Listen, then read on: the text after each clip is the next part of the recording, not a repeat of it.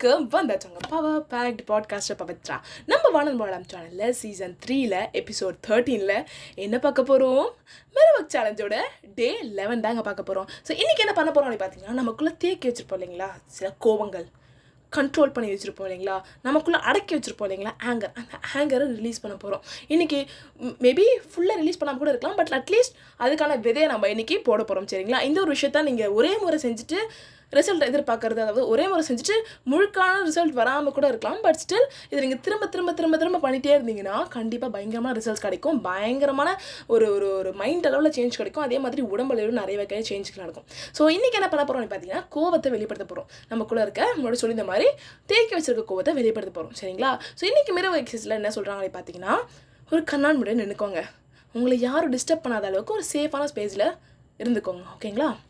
இப்போது உங்கள் கண்களை பார்த்து என்ன பண்ண போகிறீங்க அப்படின்னா, ஞாபகப்படுத்த போகிறீங்க உங்கள் லைஃப்பில் யார் யாரெல்லாம் உங்களை கோவப்படுத்தியிருக்காங்க, யார் யாரெல்லாம் உங்களை உங்கள்கிட்ட தப்பாக நடந்திருக்காங்க அப்படின்னு நீங்கள் பிலீவ் பண்ணுறீங்க இல்லைங்களா, அந்த நபர்களை உங்கள் கண் முன்னாடி கொண்டு வாங்க. உங்களுக்கு அவங்கள பார்த்தோன்னே உங்களுக்கு இதெல்லாம் கோவ உணர்வு வரலாம், இல்லை உணர்வு வந்தாலும், இல்லைனா கோவ உணர்வு வரல அப்படின்னா லாஸ்ட் டைம் உங்களுக்கு எப்படி கோவம் வந்துச்சு அப்படிங்கிறத ரீகலெக்ட் பண்ணுங்கள், அந்த கோவத்தை ஃபீல் பண்ணுங்கள். இப்போ என்ன பண்ண போகிறீங்க அப்படின்னா, உங்கள் கண் முன்னாடி அந்த நபர் இருக்காங்க, உங்களை உங்ககிட்ட தப்பாக நடந்துக்கிட்ட அந்த நபர், உங்களை தப்பாக ட்ரீட் பண்ண அந்த நபர், உங்களுக்கு கோவப்படுத்துகிற நபர், அந்த நபர்கிட்ட உங்களோட கோவத்தை வெளிப்படுத்த போகிறீங்க. எப்படி வெளிப்படுத்த போகிறீங்க அப்படின்னா, நான் உன் மேலே செம்ம கோவமாக இருக்கேன், ஏன்னா இதை நீ பண்ணியிருக்க அப்படின்னு சொல்லி அந்த இடத்துல ஃபீல் பண்ணணும்.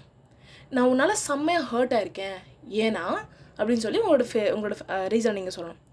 எனக்கு பயமாக இருக்குது இதை உங்கள்கிட்ட எக்ஸ்ப்ரெஸ் பண்ணுறதுக்கு, ஏன்னா நீ அப்படின்னு சொல்லிட்டு உங்களோட ரீசன் சொல்லணும். ஸோ இதை நீங்கள் எப்படி சொல்ல போகிறீங்க அப்படின்னா, இப்போ உங்கள்கிட்ட ஒரு நபர் இருந்திருக்காங்க, ஒரு வகையான வாக்கு கொடுத்துருக்காங்க, அந்த வாக்கை அவங்க நிறைவேற்றலை. சரிங்களா?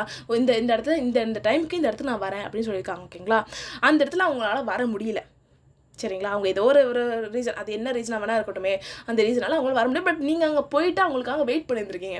ஸோ அந்த இடத்துல இப்போ நீங்கள் எப்படி எக்ஸ்பிரஸ் பண்ண போகிறீங்க அப்படின்னா, நான் செம்ம கோவமாக இருக்கேன், ஏன்னா நீ ஒரு விஷயத்த சொல்லிவிட்டு அது நீ செய்யலை, உனக்காக நான் வந்தேன் இல்லையா, அப்போ எனக்கு ஹர்ட் ஆகிருக்கும்ல, அந்த ஹர்ட்டு நீ பண்ணதுனால தான் எனக்கு ஏற்பட்டுச்சு, எனக்கு உங்ககிட்ட இதை எக்ஸ்ப்ரெஸ் பண்ணுறதுக்கு ரொம்ப பயமாக இருந்துச்சு, ஏன்னா நீ என்னை விட்டு போயிடுவியோ அப்படிங்கிற ஒரு பயம் இருந்துச்சு அப்படிங்கிற மாதிரி சொல்ல போகிறீங்க. ஸோ என்ன சொல்ல போகிறீங்க அப்படின்னா, I am angry at you because அப்படின்னு சொல்லி அந்த இடத்துல நீங்கள் உங்களோட ரீசன் சொல்ல போகிறீங்க. I am hurt because you அப்படின்னு சொல்லிட்டு அந்த ரீசன் ஃபீல் பண்ண போகிறீங்க. I am so afraid because you அப்படின்னு சொல்லிட்டு உங்களோட ரீசனை அங்கே நீங்கள் சொல்ல போகிறீங்க. ஸோ ஃபஸ்ட்டு நான் மேலே கோவமாக இருக்கேன், எதனால் அப்படின்றத சொல்ல போகிறீங்க. நெக்ஸ்ட்டு நான் செம்மையாக ஹர்ட் ஆகிட்டேன், நான் ரொம்ப ஹர்ட்ஃபுல்லாக ஃபீல் பண்ணேன், ஏன்னா நீ இதை பண்ண அப்படிங்கிற மாதிரி சொல்ல போகிறீங்க. அடுத்தது, எனக்கு இதை உங்ககிட்ட எக்ஸ்பிரஸ் பண்ணுறதுக்கு ரொம்ப பயமாக இருக்குது, ஏன்னா இந்த மாதிரி விளைவுகள் வந்துடும் பயமாக இருக்குது அப்படிங்கிற மாதிரி நீங்கள் சொல்ல போகிறீங்க. சரிங்களா?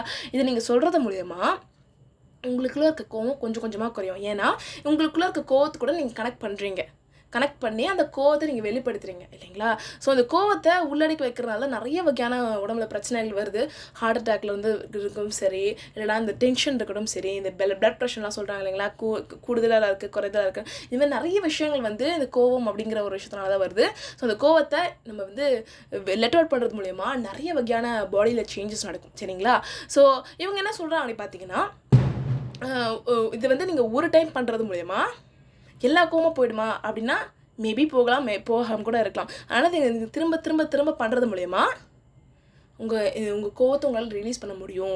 உங்களுக்கு மனசுக்கு எது சரின்னு படுதோ அதை நீங்கள் பண்ணுங்க அப்படிங்கிற மாதிரி சொல்லி முடிக்கிறாங்க. அதாவது do what feels right for you அப்படிங்கிற மாதிரி சொல்லி முடிக்கிறாங்க. சரிங்களா? ஸோ இந்த கோவத்தை அப்படிங்கிறத நம்ம லெட் கோ பண்ணலாம். நமக்கு இந்த தேவையில்லாத எமோஷன்ஸ்லாம் நமக்கு தேவையில்லைங்க. தேவையில்லாத எமோஷன்ஸ் அப்படிங்கிறத எப்படி சொல்கிறோம் அப்படின்னா, தேவையில்லாமல் நம்ம ரொம்ப ஹெவியாக பேர்டனாக வச்சுருப்போம் இல்லைங்களா, அந்த எமோஷன்ஸ் நமக்கு தேவையே கிடையாது.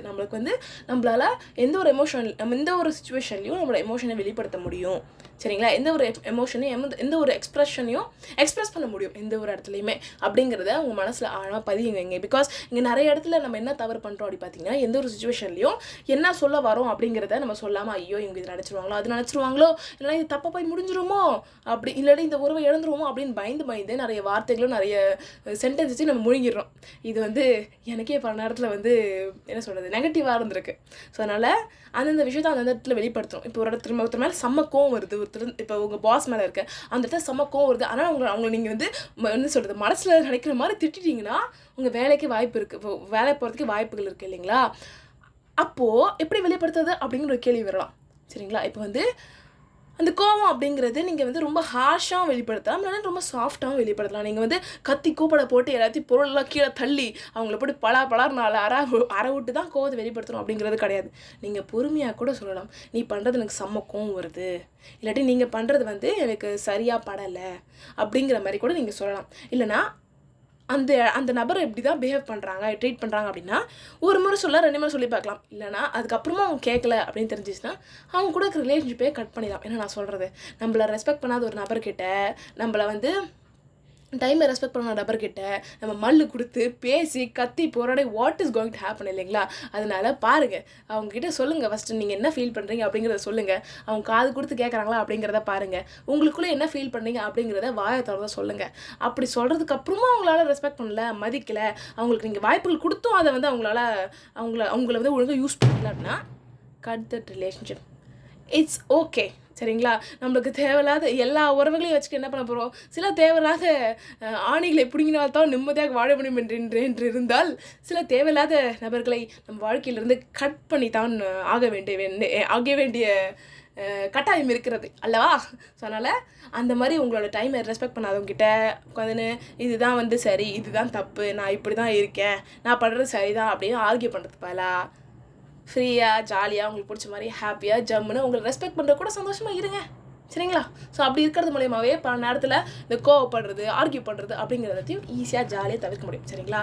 ஸோ அடுத்த யுவர் ஹார்ட் தாட்டில் என்ன சொல்கிறாங்க பார்த்தீங்கன்னா I deserve to feel good அப்படிங்கிற மாதிரி சொல்கிறாங்க. ஸோ இது எதுக்காக அப்படின்னு பார்த்தீங்கன்னா பல நேரங்களில் நமக்குள்ளே இருக்கிற ஒரு பெரிய விஷயம் பெரிய ஒரு காமனான விஷயம் என்ன அப்படி பார்த்தீங்கன்னா எனக்கெலாம் நான்லாம் நிம்மதியாகவே இருக்க முடியாது போல இருக்குது, எதுனா ஒரு பிரச்சனை வந்துனே இருக்குது, இல்லை நான் டென்ஷன்லேயே சுற்றின்னு இருக்கிறேன், இல்லைன்னா பட்டுன்னு கோவம் வருது, யாராச்சும் பிடிச்சி திட்டி விட்டுறேன், என்னால் நிம்மதியாகவே இருக்க முடியாதா, என்னால் சந்தோஷமாக ஃபீல் பண்ண முடியாதா அப்படிங்கிற மாதிரி ஒரு கொஷின்லேயே இருக்கும். இல்லைனா என்னால் நிம்மதியாகவே இருக்க முடியாது, எப்போ நான் டென்ஷனாகவே இருக்கிறேன், எனக்கு 1008 வேலை இருக்குது, அந்த வேலை இருக்குது, இந்த வேலை இருக்குது. அந்த ஒரு விளம்பரத்தை கூட இருக்கும் பார்த்தீங்களா, என்னது ஹஸ்பண்டை ஆஃபீஸ்க்கு அனுப்பி பிள்ளைங்களை ஸ்கூலுக்கு அனுப்பி டயர்டா எனக்கு அந்த மாதிரி டென்ஷனா எனக்கா ஆல்வேஸ் அப்படிங்கிற மாதிரி ஃபிக்ஸ் பண்ணிக்கிறோம். ஸோ அதனாலேயே வந்து நம்மளால நிம்மதியாக ஃபீல் குட்டாக ஜாலியாக ஹாப்பியாக ரொம்ப பீஸ்ஃபுல்லாக இருக்க முடியறதில்ல. ஸோ அந்த ஒரு பிலீஃபை பிரேக் பண்ணுறதுக்காக தான் I deserve to feel good அப்படிங்கிற மாதிரி, அதாவது எனக்கு சந்தோஷமாக நிம்மதியாக இருக்கிறதுக்கான தகுதி இருக்குது, டிசர்விங்னஸ் இருக்குது அப்படிங்கிறத நீங்கள் வெளிப்படுத்துறீங்க சரிங்களா. I deserve to feel good அப்படிங்கிற மாதிரி சொல்கிறீங்க, அதாவது நான் என்னால் நிம்மதியாக இருக்க முடியும் அப்படிங்கிற மாதிரி சொல்கிறீங்க சரிங்களா. ஸோ அந்த அஃபர்மேஷன் உங்களுக்கு வந்து ரொம்ப ரிசல்ட் ஆச்சு அப்படின்னா நீங்கள் வந்து அதை எடுத்துக்கோங்க சரிங்களா. ஸோ அதனால் நம்ம என்ன பண்ணுறோம் இன்றைக்கி, நம்ம வந்து நம்மளோட ஆங்கரில் லெட் அவுட் பண்ணுறோம். அது வந்து எந்த வகையான வேலை கூட இருக்கலாம், இந்த மாதிரி வார்த்தைகள் வேலையாக இருக்கலாம், சிலருக்கு வந்து அடிக்கணும் போல கோவம் வரும். ஸோ அப்படி என்ன பண்ணுறீங்க அப்படின்னா அந்த நபரை நீங்கள் அடிச்சிங்கன்னா, அதாவது உங்கள் முன்னாடி இருக்க நபரை அடிச்சிங்கன்னா அவங்களுக்கும் வலிக்கும், அவங்களுக்கும் ஃபீலிங்ஸ் இருக்கும், அவங்களுக்கும் எமோஷன்ஸ் இருக்கும். சில நேரங்களில் அவங்க வந்து அவங்ககிட்ட வெளிப்படுத்தவே முடியாது. அந்த மாதிரி நிறைய என்ன பண்ணுறீங்க அப்படின்னா என்னோட சஜஷன் சரிங்களா, ஜேர்னல் பண்ணலாம், எழுதலாம். இந்த மாதிரி எனக்கு இதெல்லாம் தோணுது, உங்களுக்கு என்ன வார்த்தைகள் தோணுதோ அதை எழுதலாம், என்ன பீப்பான வார்த்தைகள் தோணுதோ எல்லாத்தையும் எழுதலாம். ஏன்னா நீங்கள் எழுத தான் போகிறீங்க சரிங்களா. அந்த மாதிரி நீங்கள் ஜேர்னலிங்கில் எழுதலாம், எழுதி அதை கசக்கி குப்பையில் போட்டுருங்க, இல்லைன்னா கிழிச்சி போட்டுருங்க சரிங்களா. அப்படி போடுறது மூலயமா உங்களோட ஆங்கரை லெட் அவுட் பண்ண முடியும். அது வந்து ஆங்கர் அப்படிங்கிறது மட்டும் இல்லாமல் சோகத்தை கூட இருந்தாலும் சரி, அது சோகமாக இருந்தாலும் சரி, எழுதி நீங்கள் கிழிச்சி போடுறதோ இல்லை கசக்கி போடுறதோ ரொம்ப ஹெல்ப்ஃபுல்லாக இருக்கும். இன்னொன்று என்ன பண்ணுவாங்க அப்படி பார்த்தீங்கன்னா தலைக்காணி இருக்குது பார்த்தீங்களா, அதை வந்து சும்மா கும்மா குத்துன்னு குத்துவாங்க அந்த நபரை நினச்சி, இந்த தான் தலைக்காணி தான் அந்த நபர் அப்படின்னு நினச்சி அதை பற்றி குத்துவாங்க. இது மாதிரி தெரப்பியூட்டிக்கான விஷயங்கள் இருக்குது. சிலர்லாம் வந்து அடிக்கிறதுக்கு ரொம்ப பயப்படுவாங்க, அது அடிக்கிறது ஐயோ வலிக்குமே அவங்களுக்கு அப்படிங்கிற நினைப்பாங்க. அப்படி நினைக்கிறவங்க இந்த மாதிரி எழுதுறதுலாம் ட்ரை பண்ணி பாருங்கள். இல்லைப்பா நான் அவங்கள அடித்தே திரும்பா அப்படின்னு நினைக்கிறவங்க சும்மா அந்த தலைக்காணியோ இல்லைன்னா ஒரு பஞ்சிங் பேக்கோ எடுத்து சும்மா குத்துன்னு குத்துங்க, பயங்கரமாக ரிலீஃபாக ரொம்ப ஸ்ட்ரெஸ் ஃப்ரீயாக இருக்கும்.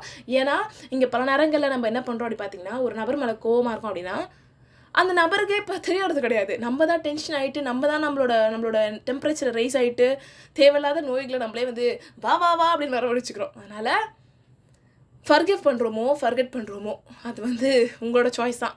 நம்மளோட ஆங்கரை லெட் அவுட் பண்ணுறோம், பிகாஸ் இது நானே இது ஃபீல் பண்ணியிருக்கேன். ஒரு நபர் வருவாங்க, அந்த நபர் வந்து ஒரு பண்ண ஒரு விஷயத்தினால, ஒரு சின்ன வயசில் என்கிட்ட பண்ண ஒரு விஷயத்தினால எனக்கு அவங்கள பார்த்தா செம கோவம் வரும். பார்க்கும் போதெல்லாம் கோவம் வந்துகிட்டே இருக்கும் போது யாருக்கு அஃபெக்ட் ஆகிறாங்க, யார் பர்டனை ஃபீல் பண்ணுறேன் அப்படின்னா நான் தான் ஃபீல் பண்ணுறேன். அந்த நபருக்கு நான் கோவப்படுறதே தெரியறதில்ல. ஸோ அதனால தான் நான் அன்றைக்கி எடுத்த முடிவு தான், நான் வந்து இந்த ஆங்கர் ரிலேட் பண்ணுறேன், அவங்கள நான் ஃபர்கிவ் பண்ணுறேனா இல்லை நான் அவங்கள இக்னோர் பண்ணுறேன் அப்படிங்கிறதெல்லாம் எனக்கு தெரியலை.